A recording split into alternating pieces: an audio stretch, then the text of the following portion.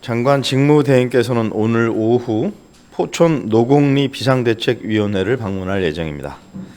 오늘 제공해 드릴 자료는 5건입니다. 먼저 해군은 27일 진해 해변공원에서 제15주기 고 한조준이 추모식을 거행합니다.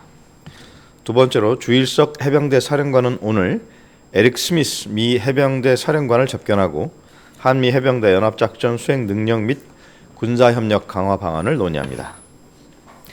세 번째로 병무청이 병역 가치에 대한 국민의 이해와 관심을 높이기 위해 개최하는 다 함께 가치 있는 병역 이야기 공모전의 출품작을 오는 3월 27일부터 6월 26일까지 접수합니다. 네 번째로 방위사업청은 국방사업 분야의 전문 인력 양성과 방위사업 전문성 강화를 위한 국방사업관리사 국가 자격 검정의 시행일을 11월 1일로 확정했습니다. 마지막으로 국방부 유해발굴 감식단은 지난 2019년 한미 공동 감식을 통해 국군 전사자로 확인된 유해의 신원을 고 김석연 일병으로 확인하고 오늘 경기도 하남의 유가족 자택에서 호국의 영웅 귀환 행사를 실시합니다. 자세한 내용은 보도자료를 참고해 주시기 바랍니다. 질문해 주시기 바랍니다. 네, 박 기자님. 네, 뉴스핌 박성준 기자입니다. 그 특전사 간부가 권총으로 극단 선택 시도했다는 보도 관련해서 지금 뭐 당사자 상태는 어떤지 궁금하고, 당시 실탄이 부대원들에게 지급이 안 된 상황인 걸로 알고 있는데 실탄이 어떻게 이제 들어간 건지 설명 부탁드리고, 또 부대에서는 어떤 조치하고 있는지 궁금합니다. 육군에서 답변 드리겠습니다.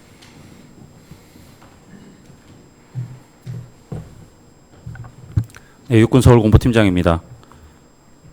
어제 오전 육군 모부대 간부가 영내에서 원인 미상 총상을 입은 상태로 발견되어 군병원으로 긴급 후송하여 현재 치료 중입니다. 생명에 지장은 없고 자세한 사고 경위는 현재 조사 중에 있습니다.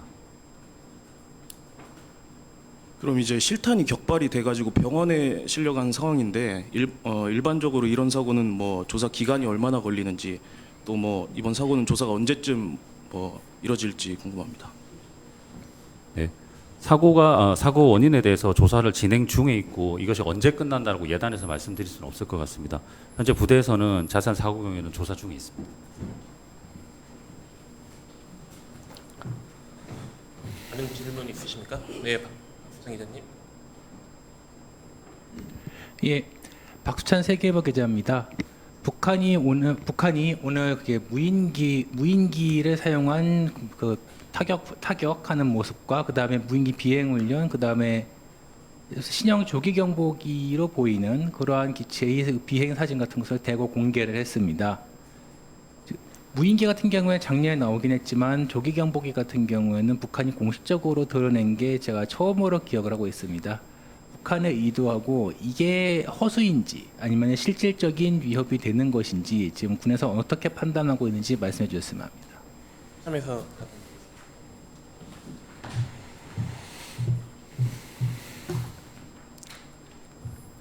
합참 공보실장입니다.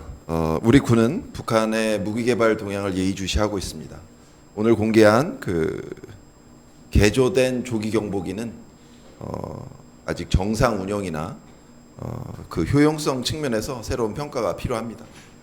보시면 알겠지만 굉장히 둔중하고 또 요격에도 취약할 것으로 판단하고 있습니다. 둔중하고 여기도 취약할 거다라고 말씀해 주셨는데 그건 사실 굉장히 그 크기가 거대하고 또 플랫폼이 최신 플랫폼은 아니기 때문에 그럴 수도 있겠는데, 그 공개된 사진들 좀 보면은 실내에서 찍은 것으로 추정되는 것도 있었거든요. 그런 것을 봤을 때 지금 북한이 만든 그 조기 경보기가 어느 정도의 능력을 갖출 것이라고 혹시 예상하시는지 궁금합니다. 네, 그것은 더 새로 추가로 평가가 필요하다고 말씀드렸고요. 정확하게 지금 어느 상태에 있는지를 공개적으로 말씀드리기는 어렵습니다.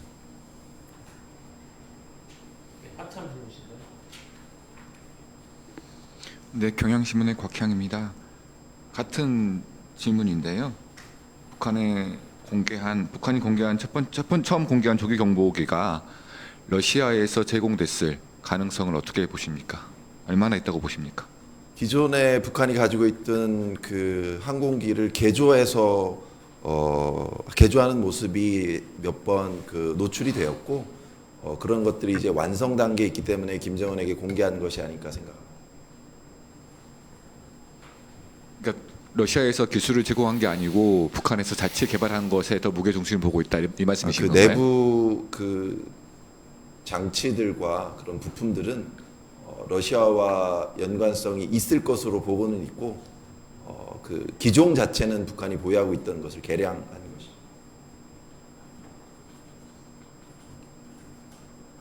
합참에 추가 질문 있으십니까? 네, 차 기자님. 예, 저 TV조선 차정승입니다. 오늘 합참이 공개한 그 북한군 동향 관련한 질의 좀 드리겠습니다. 그러니까 이게 그 북한군이 동계 훈련이 끝난 이후에 그 전선 봉쇄 작업을 좀 본격화하는 움직임으로 평가하시는지 한번 좀 부탁드립니다. 작년 12월 말에 전선 지역 작업이 중단되었고 올 3월에 다시 재개되었습니다.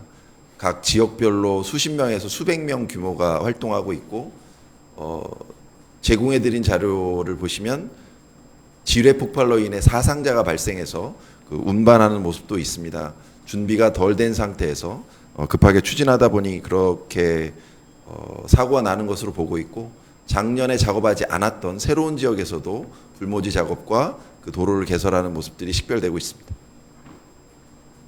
그러니까 두 국가론을 얘기했던 거가 올해도 계속해서 그 작업을 이어간다 이렇게 평가를 한다고 보시는지. 접촉 지역 그 도로 공사와 철조망 작업 이런 것들을 지속하고 있습니다. 한 가지 더 여쭈면 그 송전탑에 있는 그 CCTV를 설치하는 모습이 이제 포착이 됐던데 이게 군사적인 가치가 좀 있을 거라고 보시는지 설명 부탁드립니다. 북한이 첫 번째 MDL 이북의 첫 번째 송전탑을 넘어뜨리지 않고 그대로 유지를 할 때 저희들은 이것을 감시 장비를 부착하기 위한 시설로 사용할 가능성을 예측하고 있었습니다. 그래서 2월경에 그런 CCTV를 부착을 했고 저희 측을 관측하는 데 사용하고 있습니다.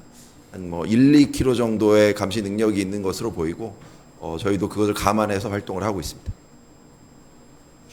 그 최근 북한군의 동향인 거는 알겠는데 그 합참이 오늘 이걸 공개한 이유가 좀 있으실까요?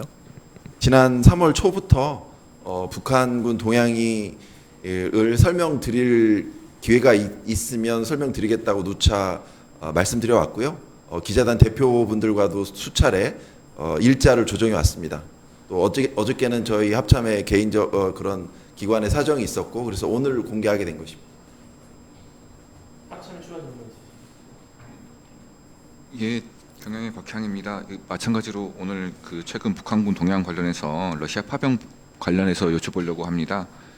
그 지난 1, 2월에 3,000명이 중원 겨냥으로 추가 파병됐다고 그렇게 했는데 이 추가 파병된 곳이 쿠르스크 전선 지역인가요? 아니면은 블라디보스토크 쪽 지역인가요? 그리고 두 번째는 전에 11월 달에 12,000명 보냈을 때 그때 이제 북한에서 러시아로 갔을 때 블라디보스토크 쪽으로 갔는데 그때 선박 통해서 갔었잖아요. 이번에는 어떻게 갔는지 궁금하고 세 번째는 1, 2월간만 파병이 있었고 3월 달에는 없었다는 말씀이신 건지 그리고 이거를 추가 파병으로 말해야 되는지 2차 파병을 해야 되는지 아니면 3차 파병으로 명명해야 되는지 여쭤보고 싶습니다. 질문이 많으시네요.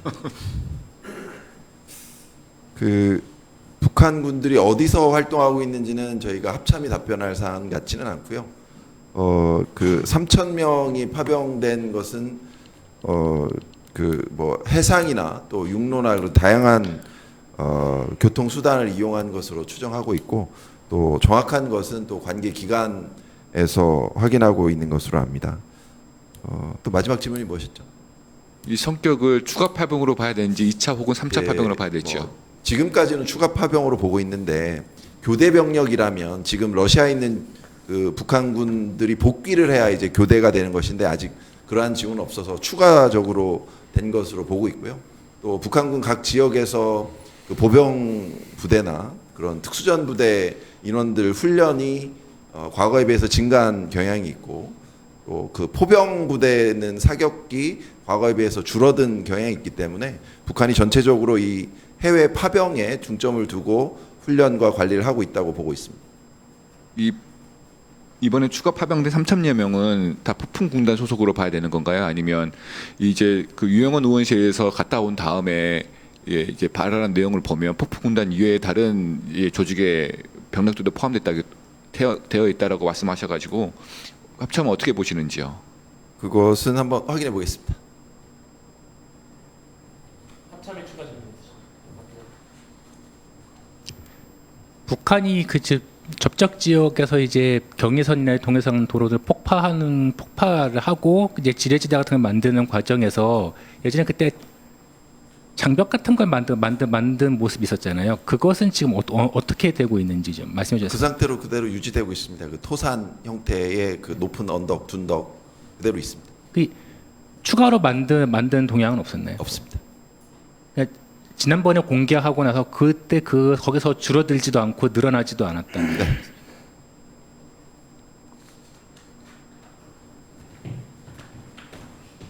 다른 질문 있으십니까?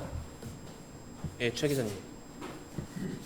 네, 연합뉴스 TV 최지원입니다. 저 합참에 하나만 더 질문 드리면 오늘 조선중앙통신에 자폭 무인기 타격 시험도 공개가 됐잖아요. 그러면서 이제 자폭 무인기에 AI 기능 도입했다고 언급한 사실이 있어가지고 안 들리시나요? 자폭 무인기 타격 시험 공개하면서 자폭 무인기에 AI 도입했다라고 언급한 사실이 있잖아요. 그 인공지능 도입 기술 정도는 얼마나 된다고 보시는지, 군사적으로 효용성이 충분하다고 보시는지 좀 궁금합니다. 분석을 해봐야 알 수 있겠습니다.